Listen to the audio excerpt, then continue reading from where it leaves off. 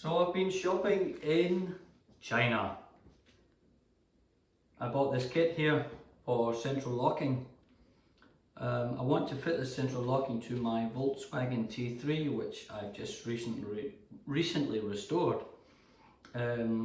So just to make it a bit nicer, I wanted to fit central locking. So I bought this kit here, and what's in the kit? Obviously a wiring loom. Probably I would expect some of the wires in this to be too short, so you're going to have to maybe lengthen these as well. There's a kit of all sorts of brackets and stuff for joining the whole thing up. We'll have to see how that all works out. And then there's this control box here which kind of controls the whole thing. Have to find somewhere to fit that, but I noticed all the pins here are all bent all over the place, so it's probably a good idea just to be aware of that if you're buying a similar kit and get them all straightened up before you actually use it.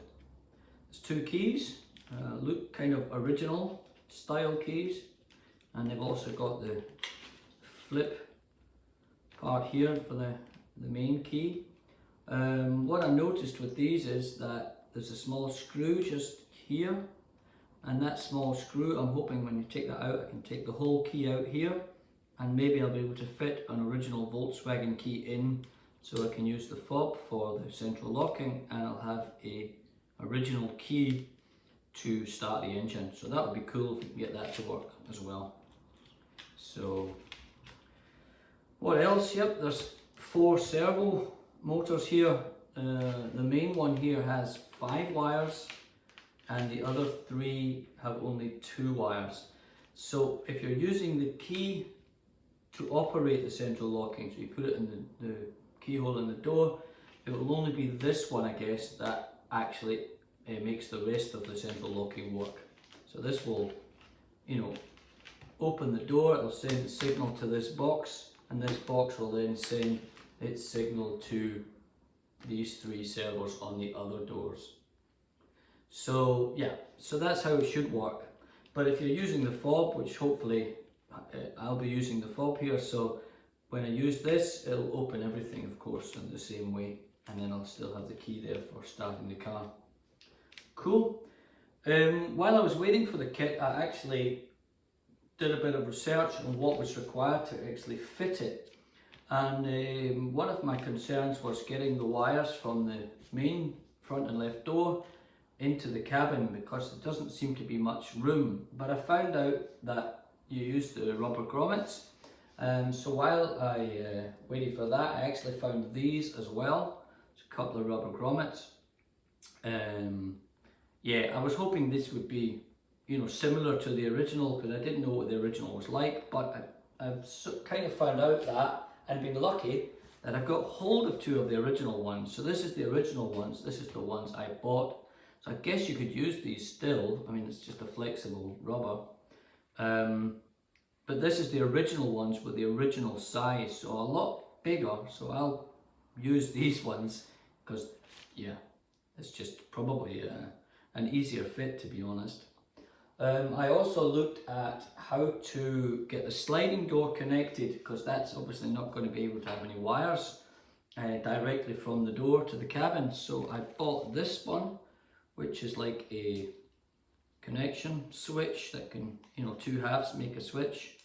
I'm not quite sure if it'll work, because the door is slightly outside of the car when it's open, so when it slides back, it kind of comes crossover, so it might get in the way. I'm not sure.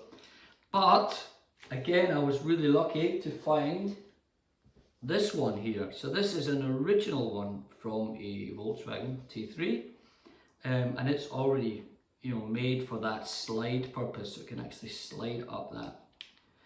So that's cool. So I'll use that as well. So that was quite a lucky find as well, I think.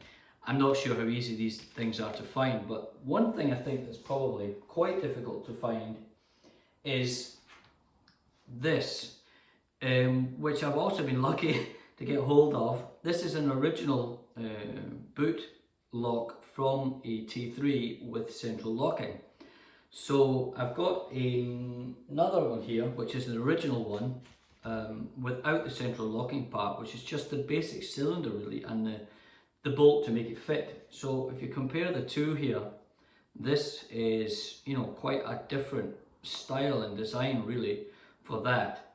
So you're going to have to get hold of one of these or modify one of these somehow to make the central locking work if you want it in the boot.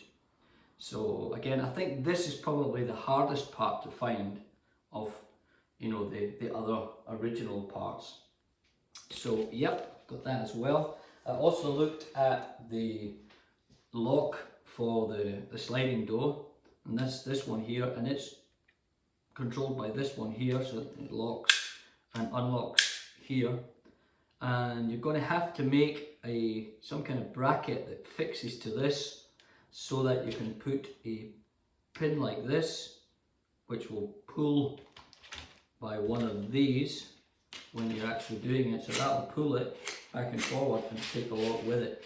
So you need to make that be able to have this piece on it. So a little bracket welded on will do the trick. So yeah, so that's the kind of, you know, the hurdles that I've kind of found out that I'm going to have to, you know, modify this one and have to fit all this stuff that I don't have on my van, and had to get hold of this one.